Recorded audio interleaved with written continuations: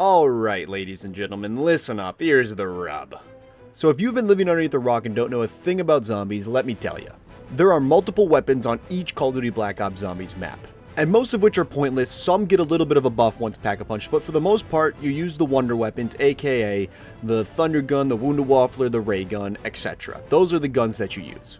And a common neglected gun that never gets used is the shotgun, mostly because it doesn't give you a whole lot of points, and after a while it doesn't do enough damage to the zombies to even be relevant, plus the lack of ammo makes this a terrible gun in zombies. So with this information, I was sitting there thinking on stream one day, and I was like, what if we utilize this and only use shotguns and see how far we can get in zombies? So thus, the only shotgun challenge was born in my stream, and the first goal was round 20, and well, it took me a while to get there, but when I got there, well, you'll see, but you can go a lot farther. And then the real question came to me is, how far can you survive on zombies with just a shotgun? Now, it does matter what Call of Duty Zombies you are playing, but here I was playing on BO1 on my Xbox 360 on Keener to Toten because it just seemed like a okay map. And for your information, there is 2 shotguns that you can buy off the wall, but 4 shotguns in total, with 2 more being from the box. There is the Olympia in the starting room and the Stakeout over in this other room. And then there are 2 other shotguns you can get from the box that are pretty much irrelevant for this challenge because spinning the box means money, and money is very stingy when you're only using shotguns, so we will only be really utilizing the ones off the wall for this challenge. And the rules for this challenge are very simple. Rule number 1, you can only use shotguns with the exception that knifing is valid. You can use knifing because it makes sense, but no grenades and no pistol shots and no other weapons are able to be used. And rule number 2, because I think quick revive is a little bit of a cheat code, you cannot go down, and if you do go down, the run is terminated and you must start over. So with all that being said, the run was born of shotguns only and many failed attempts before this. But let's see what round I was able to get to, and then I'll tell you what round I think is actually possible to get to with only shotguns. Before the video starts, my monkey just wanted to pop in here and say that this video is sponsored by the subscribe button. I have such little subscribers and would greatly appreciate more. But now that that's done, enjoy the video, and I hope you make it to the end, because it's pretty entertaining. Alright, later. So here we are on Keener to Toten, and after many failed attempts, I had kind of gathered a strategy of buying the Olympia first off the wall, because I have to use shotguns, and knifing for as long as possible to get the maximum amount of points, because that is the main issue in this challenge, is just getting enough points to get to the teleporter, to get to the Pack-a-Punch in Keener to Toten, and from there, like, that's when the challenge becomes more possible. But actually, the challenge is the hardest in the early game. On rounds probably 10 or 11, where you don't have enough money to Pack-a-Punch, and then you just are stuck with the regular weapons with lots of zombies, and that's where I died most of the time. But other than that, going through rounds 1, 2, 3 in the early rounds, I would simply just use the Olympia and knife when I could, and hoping for an insta-kill or double points at any point, and never really hitting the box.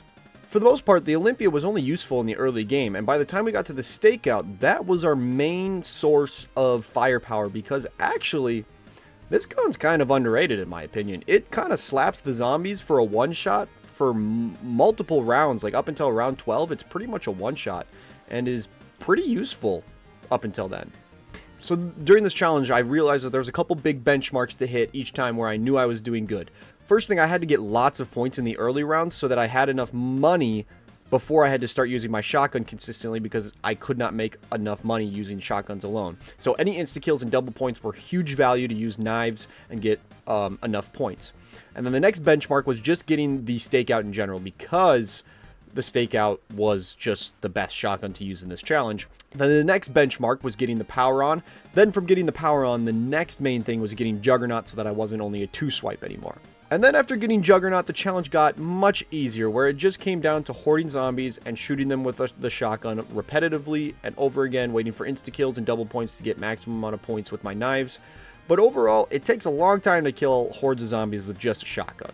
And then the saving grace was when we finally were able to Pack-a-Punch the Olympia, and that gave us a very powerful shotgun to use into hordes of zombies, and the fire bullets that are given to it once Pack-a-Punched is actually pretty good and useful for multiple rounds. And then at this point in the challenge, rounds 12 through 20 are actually very easy, because the shotguns Pack-a-Punched do relatively well against these zombies. It just takes a very long time to hoard them and kill them, and bullets aren't necessarily a problem, because at this point there's so many zombies that I'm making enough money that I can go buy more Pack-a-Punched bullets off the wall.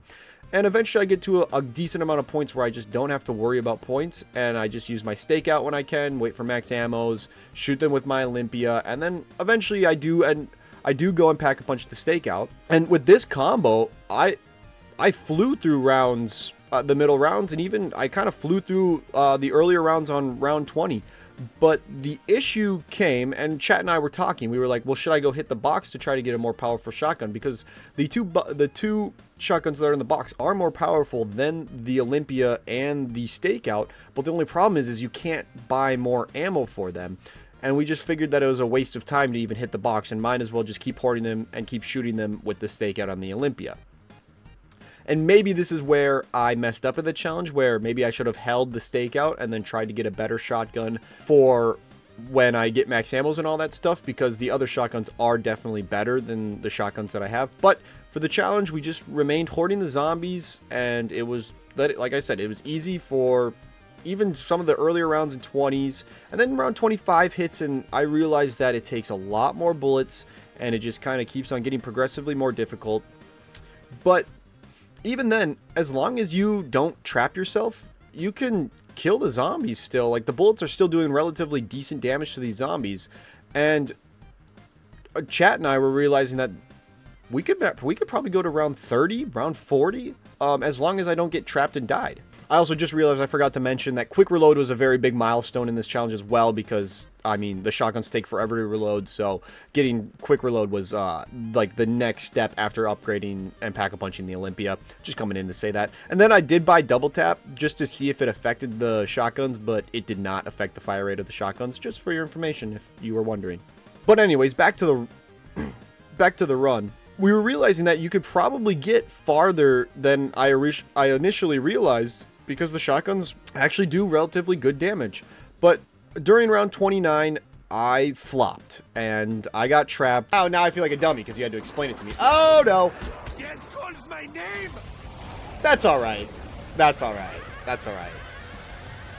We're going to chalk it up that I made it to round 30. It'll look good for the video. I totally messed up there, and I could have definitely went well past round 30. But then the question occurred to me is, like, how far can you actually go just using shotguns? But after thinking about it and using my extent of my zombie knowledge, somewhere between round 40 and 50, the zombies would just get too strong, in my opinion, to utilize the shotguns any farther. Not saying that it can't be done with someone that is, like, got their heart set on making it as far as they can. It really just comes down to how much time you're willing to put in the challenge, because as long as you can make enough points per clip of the shotguns to keep buying ammo, I mean, you can technically keep going forever as long as you have the bullets, because it does just come down to hoarding the zombies and shooting them repetitively. And like I said, if you're getting the money to go buy more points, as long as you never get stuck and go down, you can just keep going with this shotgun, with the shotguns, until you get stuck and go down.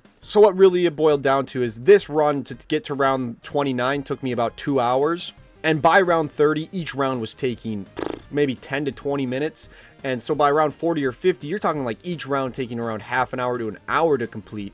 And at that point, are you really going to sit there and do it? Well, if you're dedicated, sure. But I myself am not dedicated to put that much time into only shotguns. But it was fun to see how far I could personally make it with the time I wanted to put into the challenge. And well, it was fun, and I would recommend, if you want a fun little challenge, pretty simple challenge, I'd recommend trying this on whatever Black Ops map you wanted.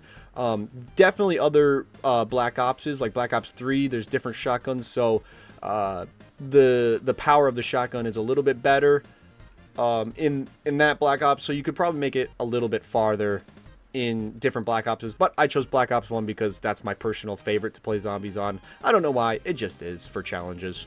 But with all that being said, I made it to round 29, and I was pretty proud of myself. I know I could have went farther, but at the end of the day, I got an idea of how far I was willing to go, sort of say.